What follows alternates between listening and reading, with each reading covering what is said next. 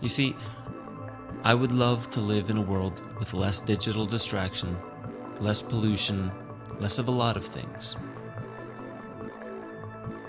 And I long for a healthier telecommunications platform than we currently have. But for some reason, here we are with tremendous infrastructure already in place for instantaneous sharing of ideas in all languages, in high fidelity, in real time, and simultaneously, since the beginning of cameras and microphones, never has there been such a diversified army of journalists and artists just waiting to realize themselves. The problem I see is less with the centralized groups of power and more with the untapped potential of the rest of us. When I look at the tone of the media being made during Corona quarantine, it's pretty grim, on any side of the debate, whether it's mainstream or conspiracy. But you know what I see more than the problem? A huge opportunity for an art revolution. One that plants the seeds of rapid transformation while humanity wakes up to itself. Not all waking up is pretty, and there are side effects. But the people who have already awoken to this reality need only to help usher people through this portal into an awakened world that we inherit. According to those who study cycles of time, we've seen this pattern before. The planet and its fractal inhabitants are due for a wake-up call to something global and unanimous. We must lift up our community. The way I choose to do it is through art. I feel the infrastructure for a large-scale shift of power is already in place. The fact that more people have nice cameras and microphones in their pocket and have access to free editing apps is a great start. The YouTuber or vlogger rivals the scope and size of the mainstream media. The biggest difference is top-down organization. But a true media or art revolution would be a grassroots explosion of people remembering who they are and why they're here. That's what this film is. It's a beacon to only those ready to wake up to a new reality.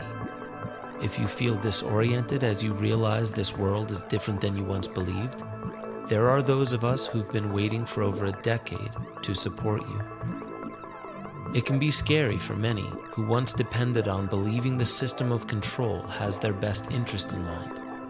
It can be daunting to realize that this isn't a movie about a fictional world. You're in this movie. You're in this quarantine, like everyone else, unless you're in Sweden not giving a fuck. But regardless of what you believe is the real story about coronavirus, the solution remains the same.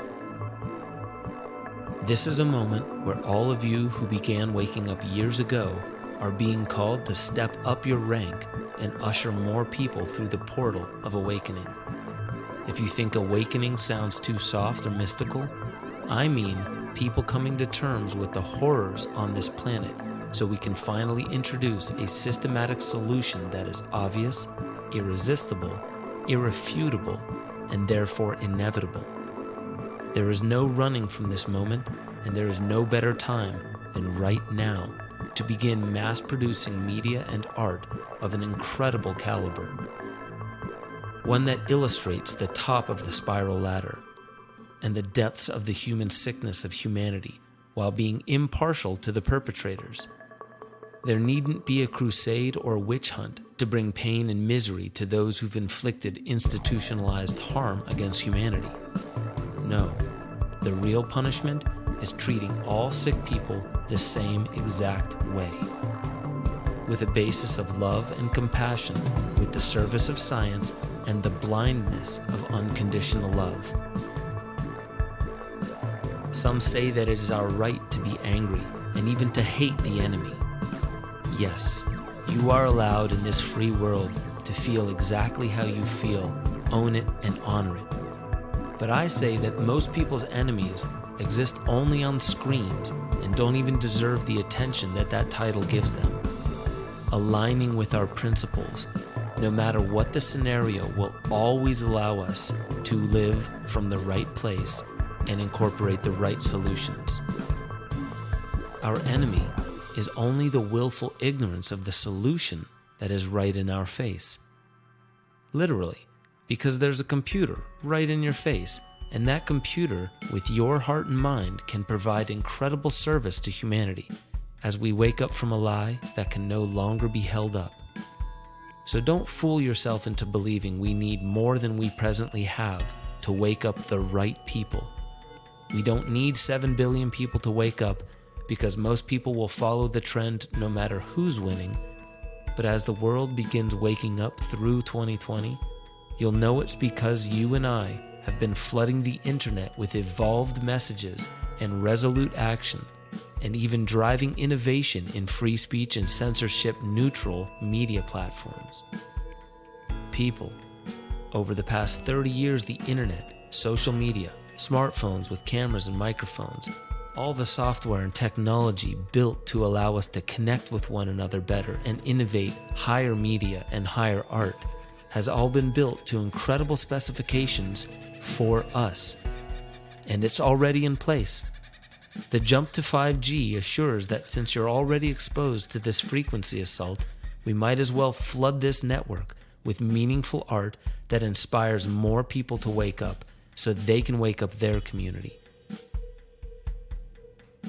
If we're going to use blockchain technology, which could decentralize data and currency so that no central power can corrupt or hijack the network, then look no further, because the people with that technology and with that mindset are already in place and ready to scale. If a new economic system is underway, then it's incumbent upon us to hijack it with peace, love, transparency, and any tool at our disposal. Perhaps growing food and learning how to forage will be useful for more and more people coming up. Spark some community. If quarantine lasts longer or comes back harder, be prepared and have a plan. If everything's moving digital, use digital art forms to increase the caliber of content available online.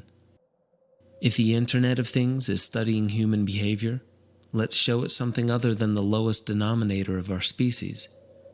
Instead of focusing on how everything seems wrong, look for how it's actually perfectly orchestrated for exactly what our species needs to wake up to. If you forgot what that is, spend some time in nature. Start a breath practice. Meditate. But whatever you do, do it now. Never has there been a more ripe opportunity to change the course of history by changing your inner trajectory. But let's set a few things straight. Every radical change in history has been fueled by a crusade against the enemy. But as we step into the post-quarantine world, who we are and what we express must be fueled by aloha, unconditional love. That radiant force must be brought into the darkest of moments. For those who have ever gone through a harsh wake-up, a deep plant medicine experience, or any struggle, you should know that the way we prepare, the space we put our mind and bodies into, and the people we are with make all the difference between beauty and horror.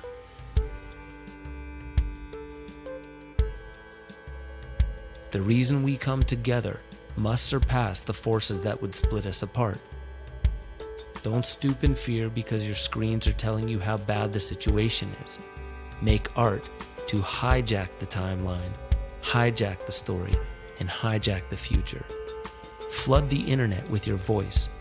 Don't even preach, sing. Remind people that the redemption song, a peaceful revolution, and an inevitable victory is a choice that we the people claim. We don't need to wait for an opportunity, and right on cue, there's also this huge opportunity. I don't know about you folks, but I'm ready to move on to the next part of this esoteric agenda. I bet you all thought that esoteric meant bad, and that agenda meant you're fucked. If there's kids listening, the F word also amplifies excitement. And I'm excited, because the esoteric agenda is right on cue. And it's about fucking time. we are the ones who inherit the new world. And this isn't the end, folks. It's just the beginning. The conversation of how we would like to inherit this new world starts now.